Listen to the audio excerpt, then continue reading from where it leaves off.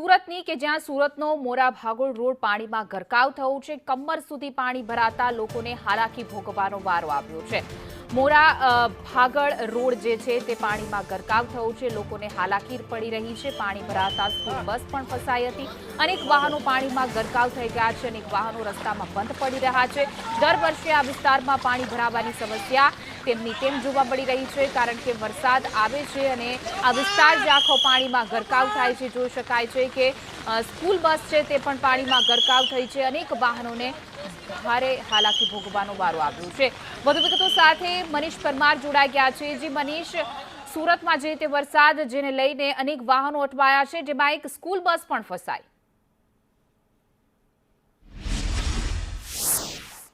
जी बिल्कुल बात करिए तो वहेली सवारथी सूरतમાં ધોધમાર વરસાદ વરસ્યો છે અને સુરતના જે સુરત છે તે બદલી નાખી છે। ત્યારે સુરતના મોડા ભાગળ વિસ્તારમાં અત્યારે આપણે ઉપસ્થિત છે, જ્યાં જોઈ શકાય છે કે દર વર્ષેની જેમ આ વખતે પણ આ મોડા ભાગળથી ભેસાણને જોતો રોડ છે તે રોડ પર પાણી ભરાઈ ગયા છે। આશરે 1 કિલોમીટર દૂર સુધી પાણી જ પાણી દેખાઈ રહ્યું છે। આજુબાજુની સોસાયટીના લોકો છે તે કમર સુધી પાણીની અંદર જવા પર મજબૂર બન્યા છે। બીજી બાજુ વાત કરીએ તો અહીંથી મોટાભાગની જે સ્કૂલ છે તે સ્કૂલ આવેલી છે। આ સ્કૂલ બસ છે તે પણ પાણીમાં ગરકાવ થઈ ગઈ છે। વાહન જે વાલી છે તેમને પણ ભારે હાલાકી વેઠવાનો વારો આવ્યો છે, કારણ કે અહીં છે આ સમસ્યા પહેલી વારની નથી, અનેક વાર સમસ્યા સર્જાય છે। સાહેબ, આ સ્કૂલ બસ છે એ કઈ રીતના બંધ થઈ ગઈ? કેટલા વિદ્યાર્થી હતા અંદર?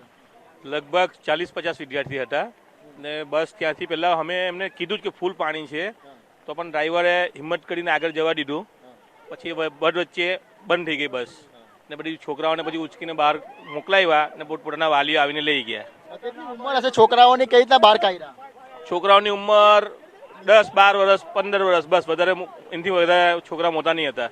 તો કેટલું ભયજનક કહેવાય, કારણ કે આ રીતના બસને પાણીમાં ચલાવવું? ભયજનક તો ખરું છે કે પાણી છે, લેવલ લગભગ 3 ફૂટ જેટલું પાણી છે આગળ, એનાથી આગળ 4 ફૂટ જેવું પાણી છે, એટલે એના માટે અંદર જવાનું મુમકિન નહીં હતું। તો પણ પછી બસના ડ્રાઈવર અંદર ગયે કે ભાઈ છોકરાઓ પેલા પાર ચાલ્યા જાય, એ માટે એમણે બી જરાક હિંમત કરી, પણ બસ વચ્ચે ફસાઈ ગઈ। દર વર્ષે આ સમસ્યા છે? હા, દર વર્ષે જ્યારે વધારે વરસાદ પડે છે ત્યારે જ આ સમસ્યા થાય છે।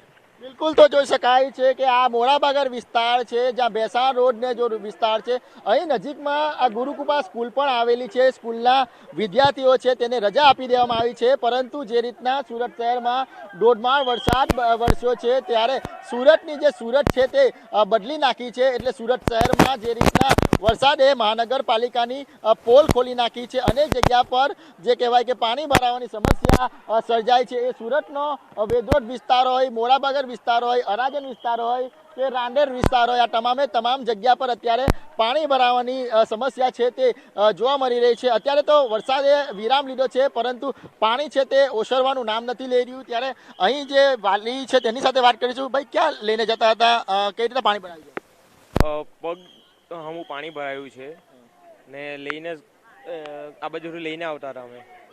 દર વર્ષે પાણી ભરાઈ જાય છે? હા, દર વર્ષે ભરાય છે। કેટલી તકલીફો પડે છે? તકલીફો તો હવે ગાડીઓ લેવા જવાય નહીં સ્કૂલે ને એ બધી તકલીફો હોય છે।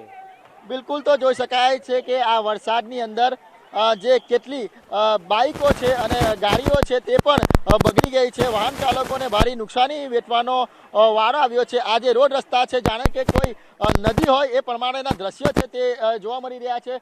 લોકો છે તે પોતે તળાપો અહીંયા બનાવીને આ પાણીની મજા લઈ રહ્યા છે, કારણ કે રોડ ગાયબ થઈ ગયો છે અને રસ્તાઓ પર છે તે નદી વહેતી હોય એ પ્રકારના દ્રશ્યો છે। એટલે સુરત શહેરમાં જે વહેલી સવારથી ધોધમાર વરસાદ વરસ્યો હતો અને આ વરસાદના કારણે સુરતના અનેક જગ્યા પર રોડ રસ્તા ઉપર પાણી ફરી વળ્યા હતા। ત્યારે સુરતના આ મોડાભાગળ વિસ્તારની સ્થિતિ છે, જોઈ શકાય છે કે પાર્ક કરેલા જે વાહન છે